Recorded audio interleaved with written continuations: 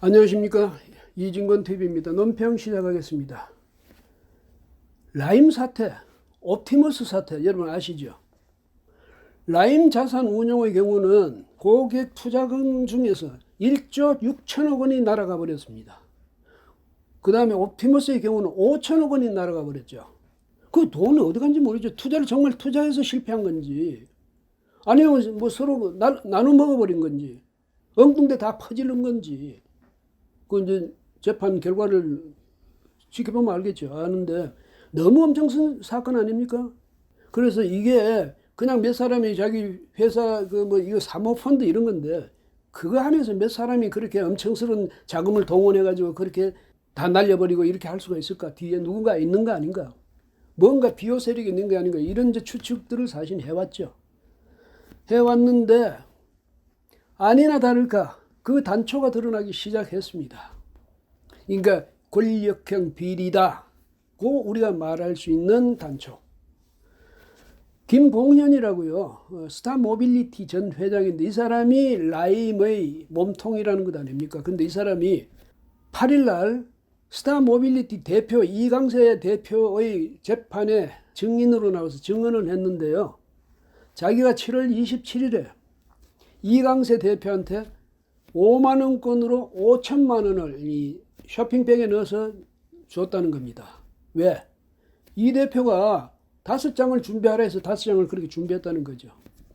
5만 원권을 하니까 부피는 작고 현금이니까 뭐 어디 추적당할 염려도 없고 그래 이 사람들 주로 하는 짓이 그런 짓인 거예요. 그런 행태로 하는 거지. 줬더니 이제 검찰에서 이제 계속 묻는 거죠. 그 다음에 어떻게 됐냐? 보고를 받았냐? 돈이 확실히 전달됐냐? 전달됐다고. 그래서 보고가 왔는데 그러니까 전 정무수석이죠. 그러니까 그때는 수석이니까 강 수석한테 인사를 전했습니다. 인사 전한다는 게 뭡니까? 쇼핑백 전했다는 얘기지. 그리고 강 수석이 그 자리에서 자기가 있는 자리에서 김상조 정책실장한테 전화를 해가지고 좀 화가 난 목소리로 라임이 그 억울한 측면이 있다고 말이지 이러면서 두둔해 주더라. 그 이야기까지 보고를 받았다는 거죠. 이렇게 이야기를 했습니다. 그러니까 이제 이 대표 이강세 이 사람은 아니 강 수석을 만난 건 맞다. 근데 돈은 전달 안 받았다. 또 이렇게 이야기한 거예요. 근데 두 사람이 말이 다르죠. 또 한 사람 강 전 수석은 이 이제 보도를 보고 펄쩍 뛰면서 나는 그 사람을 아예 만난 적도 없다. 이렇게 주장하는 모양이에요. 그러면서 뭐라 하냐면 김봉현, 이강세 다 고소한다. 월요일 되면 내가 가서 고소한다. 내 발로 직접 가서. 그 다음에 그걸 보도한 모든 언론 다 고소한다. 이렇게 나온 모양이에요. 아주 너무 과도하게 펄쩍뛰는 것 같지 않습니까? 적어도 말이죠. 전 수석쯤 되는 이런 정치적 경력을 가진 사람이면 그렇게 펄쩍 뛸 일은 아니죠. 왜? 자기가 결백하다면 차분히 대응해도 얼마든지 할 텐데 과도하게 펄쩍 뛰는 거는 저 사람 뭐 속으로 이 마음에 꺼림칙한 게 있는 거 아닌가 이런 생각을 할 수 있잖아요. 왜 그런 의심을 자기가 저렇게 사사하는지 그걸 모르겠어요. 그런데 어쨌든 단초가 된 건 맞죠. 이게 권력형 비리일 거다 했는데 그 예상이 맞아 들어간다. 이제 이런 심정은 주고 있잖아요. 뭐 그 사람만 그랬겠습니까? 당장 김상조 이야기도 나왔잖아요. 그 다음에 다른 또 뭐 여러 또 권력자들 앞으로 나올지는 모르죠. 고구마 줄기 땡기면 다 끌려 나오듯이 이미 그 전에 이상호라고요. 부산시 그 사하을 지역위원회 여기 위원장을 하는 더불어민주당 이 사람은 김봉현한테 돈 8천만 원을 받았다가 지난 7월에 구속되지 않았습니까? 지금 구속돼 있거든요. 그런데 그걸 보면요. 그 사람한테는 물론 8천만 원 주고 왜 저기 강 수석한테는 5천만 원만 줬냐는 의문도 있을 수 있는데 강 수석한테 검찰이 물으니까 그건 착수금이었다니까 착수금이었대.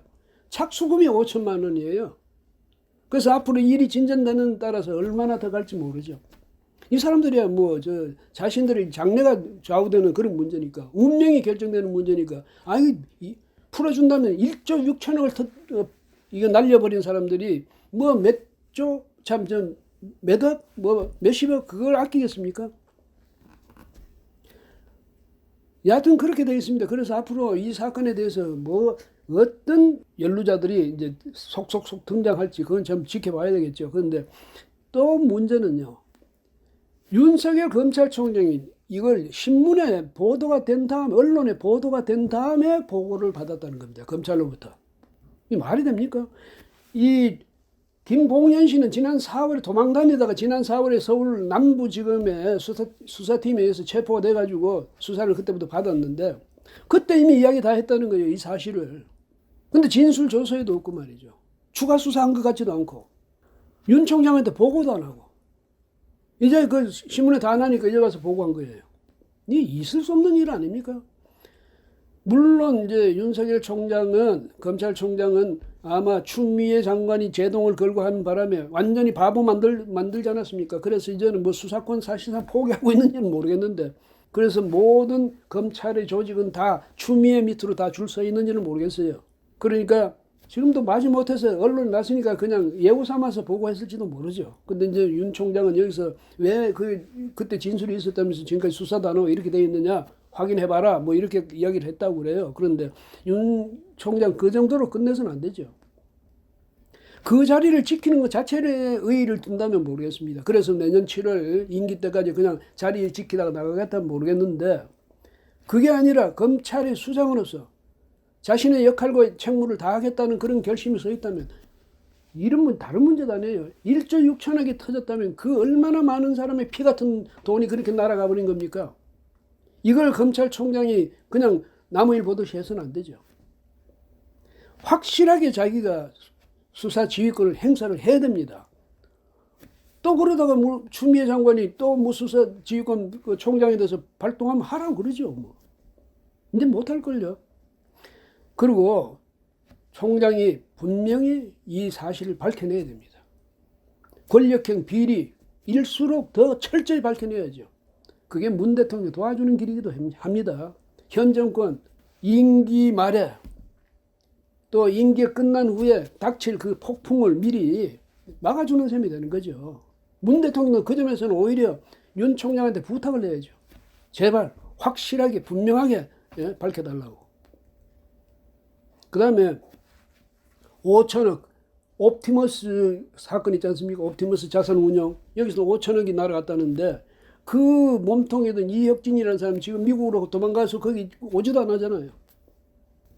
더더욱이나 놀라운 것은 검찰이 그 옵티머스 사무실하고 이런 데는 전부 이제 압수수색을 했더니 거기서 나오는 문건이 참 기가 막힌답니다. 뭐냐면 한 청와대, 뭐 국회, 또 더불어민주당 뭐 이리 저리 얽히고 설켜가지고 기재부 뭐 무슨 부 이렇게 국토부 뭐 다 얽혀가지고요 20여 명이랍니다. 20여 명. 국세청도 얽혀 있고 고위관리들이. 그 청와대는 뭐 청와대 실장 무슨 실장인지 모르죠. 정책실장인지 비서실장인지 모르는데 여하튼 실장, 비서관 몇 명, 또 국회의원 더불어민주당 국회의원 몇 명, 뭐 5명인가? 당의 당직자 몇 명 이런 식으로 20명이 얽혀 있답니다. 그러면서 이 대표라는 사람은 김재현이라는 이 사람 구속돼가 지금 기소된 상태죠. 근데 이 사람은 이거 뭐 이 문건이 터지면 다 죽는다 이렇게 이야기했다는 거 아니에요. 그런 것도 다 기록에 남아 있다는 겁니다. 그러면서 줄줄이 그 사람도 이름 다 적어놓은 걸 보면 이거 우리만 죽는 게 아니라 정관계 다 죽는다 이 말 아니겠습니까? 정권이 넘어간다 이런 소리도 나올 법한 그런 그 말 아니겠습니까? 표현이. 그러면 이혁진이라는 사람은 어떤 사람입니까? 임종석 전 대통령 비서실장하고 친분을 아주 과시하고 다녔던 사람. 대통령 옆에 가서 무슨 속삭이는 같은 그런 장면을 사진 찍어서 내보낸 사람. 이런 사람 아니에요. 대통령 해외여행 갈 때 따라다니는 사람. 그리고 지금 미국 도망가가지고 아무도 붙잡으러 가지도 않은 것 같아요. 이러니까 이것이 현 정부의 아주 대형 권력형 비리 사건이라고 의심할 수밖에 없잖아요. 남의 돈을 국민들이 우리 국민들의 돈입니다. 외국인 돈이라도 마찬가지죠. 그 어려운 피 같은 돈 아닙니까? 그거 자산 운용 잘 해가지고 수익 내주겠다 이러니까 그렇게 유혹해가지고 돈 받아가지고는 그렇게 다 날려버렸다. 이 말이 안 되죠. 그래서 이 점에 대해서는 윤 총장이 정말로 마지막에 정렬을 다해서 뭐 추미애 장관이 어떻게 하거나 말거나 그렇게 확실하게 이걸 밝혀내야 됩니다. 뭐냐면 이게 권력형 비리인지 아닌지, 권력형 비리면 그 뒤에 누가 했었는지. 그 문 대통령요 앞으로 공수처가 출범한다 하더라도 이 사건은 그쪽으로 보낼 생각을 말아야 됩니다. 예? 이거는 검찰이 명예를 걸고 수사를 해서 밝혀내라. 이렇게 해야죠. 만약 공수처로 보내라 이렇게 되면요. 공수처가 그거 갖고 와 이렇게 한다면 공수처를 그렇게 무리해가면서 만든 이유가 저기에 있었구나 이렇게 될 거예요. 그렇지 않겠습니까? 그리고 요즘 검찰을 보면 사실은 드디어 검찰은 정말 말 그대로 권력의 정권의 충견 노릇을 하는구나 이런 인상을 주는 게 사실이죠. 왜? 추미애 장관 그 아들 문제 가지고 해가지고 그 연루됐던 사람도 장관도 있고 보좌관도 있고 그 아들도 있고 다 줄줄이 무혐의 돼버렸죠. 그 다음에 뭐 고민정 의원을 비롯해서 민주당에서 당선돼가지고 국회의원 하는 사람들 선거법 위반 혐의 줄줄이 지금 무혐의 하고 있잖아요. 그 불기소 처분하고 있잖아요. 이걸 위해서 추 장관이 그렇게 윤석열 총장을 밀어내려고 길을 썼구나. 대통령이 그 뒤에서 그렇게 추미애 장관을 뒷받침해줬구나. 이걸 위해서. 그게 정권 안보가 되는 게 아닙니다. 이런 식으로 가면요. 나중에 저 호된 책임 추궁이 국민으로부터 돌아옵니다. 역사로부터 돌아오는 거예요. 언제까지나 숨기고 언제까지나 보호할 수 없는 겁니다. 감쌀 수 없습니다. 대통령 임기 끝나면 권력도 떠나가는 거예요. 권력이 얼마나 냉정한데. 이걸 대통령도 분명히 알아서 적어도 자기 차원에서 정리를 해야죠. 왜? 그 사람도 나쁜 사람들이거든. 대통령을 이용해서 대통령 그늘에서 국가의 공직을 가지고 자기 돈벌이 했고 또 지금 뭐 문제가 생기면 또 대통령 그늘에 숨어가지고 대통령 보호받아서 피하려고 그러고 만약에 그런 사람이라면 이건 문 대통령 자신을 위해서라도 분명히 해결하라고 윤 총장한테 지시를 해야 될 거예요. 윤 총장도 마찬가지고.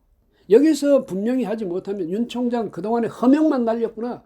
이렇게밖에 안 되는 거죠. 뭐 사람에 충성하지 않고 조직에 충성한다. 대한민국 헌법에 충성한다 했는데 그 결과가 이거냐 이렇게 되면 어떡할 겁니까? 자기의 인생 전체를 털털 털어가지고 그렇게 불명예스럽게 내던져 버리는 거랑 마찬가지 아닙니까? 그러니까 이번 이 일은요. 문재인 정권의 그야말로 역사적 평가가 달린 문제다. 깔끔하게 정리를 잘하면 설령 과오가 있었다 하더라도 오히려 높이 평가될 거예요. 윤 총장도 마찬가지고. 추미애 장관 괜히 여기 끼어들 생각하지 말고 이 옵티머스 사건 또 라임 사건 그런 식으로 명명백백히 밝혀지기를 기대합니다. 오늘 여기까지 하겠습니다. 고맙습니다.